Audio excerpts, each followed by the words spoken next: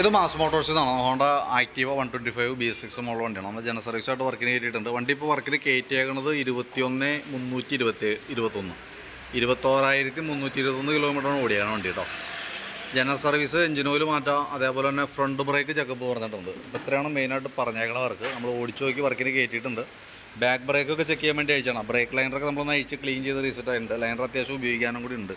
അപ്പോൾ ബ്രേക്ക് ക്യാമ്പൊക്കെ ഒന്ന് അയച്ച് ഗ്രീസ് ചെയ്യുന്നുണ്ട്, റീസെറ്റ് ആക്കുന്നുണ്ട്. അതേപോലെ ബാക്ക് വീല് ഈ ഒരു ഷാഫ്റ്റ് പിടിപ്പിക്കണം. അതിൻ്റെ ബെയറിങ്ങിൻ്റെ പ്ലേ ഒക്കെ നമ്മൾ ചെക്ക് ചെയ്തു. നിലവിൽ കംപ്ലയിൻ്റ് ഒന്നുമില്ല. അപ്പോൾ ഒന്ന് ക്ലീൻ ചെയ്ത് റീസെറ്റ് ചെയ്താൽ മതി. അതേപോലെ തന്നെ ഗിയർ ബോക്സിൽ തന്നെ ഓയിൽ നോക്കി നല്ല ഓയിലാണ്. എയർ ഫിൽറ്റർ ക്ലീനിങ്ങിന് വേണ്ടിയിട്ട് നമ്മൾ അയച്ചിട്ടുണ്ട്. എയർ ഫിൽറ്റർ കുറച്ച് പൊടിയൊക്കെ ഉണ്ട്.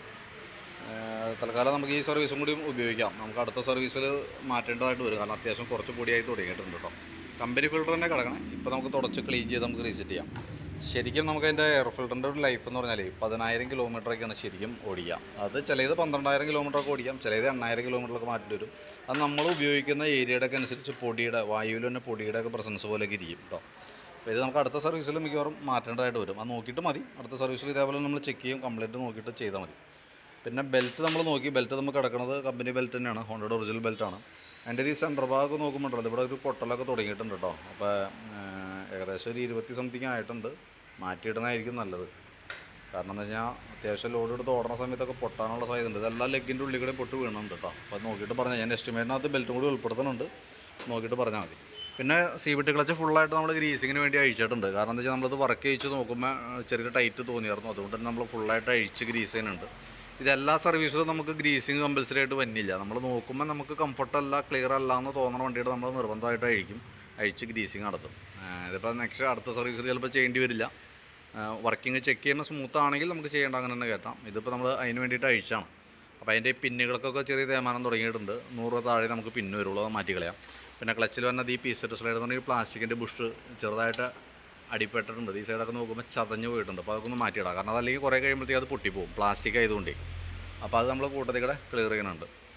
അപ്പോൾ നമുക്ക് ഈ ക്ലച്ചിനകത്ത് നമുക്ക് ഈ റോളർ പിന്ന് കാര്യങ്ങൾ, പീസെറ്റ് സ്ലൈഡ്, ബെൽറ്റ്, ഈ 3 ഐറ്റം നമുക്ക് ക്ലച്ചിനകത്ത് നമുക്ക് മാറ്റിയിട്ട് തന്നെ പാർട്സ് ഉണ്ട് കേട്ടോ.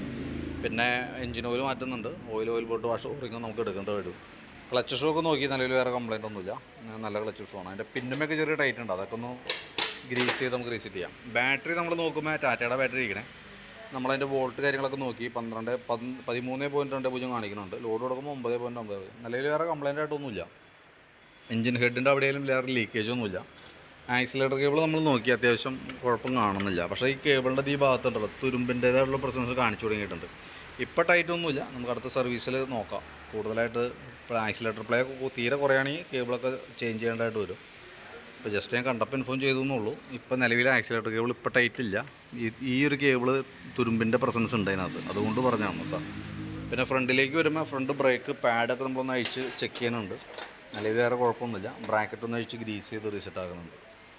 പിന്നെ ഫ്രണ്ട് ഫോർക്കിൻ്റെ കേസൊക്കെ നോക്കി. നിലവിൽ വേറെ ലീക്കേജ് കാര്യങ്ങളൊന്നുമില്ല. ആക്ഷൻ ആയാലും വർക്കിംഗ് ഓക്കെയാണ്. കോൺസെൻറ്റ് ഭാഗം ചെക്ക് ചെയ്ത് വേറെ കുഴപ്പമൊന്നുമില്ല. പിന്നെ സ്പാർക്ക് പ്ലഗ് നമ്മളൊന്ന് അഴിച്ച് ക്ലീൻ ചെയ്ത് റീസെറ്റ് ആക്കുന്നുണ്ട്.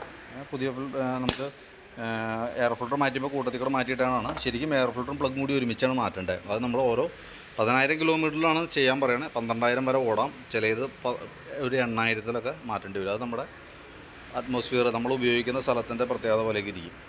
അപ്പോൾ ഞാൻ അതിൻ്റെ ഒരു ഏകദേശം ഒരു എസ്റ്റിമേറ്റ് ആക്കിയിട്ട് അതിൻ്റെ ഡീറ്റെയിൽസ് വാട്സാപ്പിൽ തരാം കേട്ടോ. വീഡിയോ കണ്ടുകഴിയുമ്പോൾ നോക്കിയിട്ടൊന്ന് റിപ്ലൈ ഇട്ടേക്കാം. അതും പ്രകാരം നമുക്ക് വർക്ക് കംപ്ലീറ്റ് ചെയ്യാം. ഓക്കെ.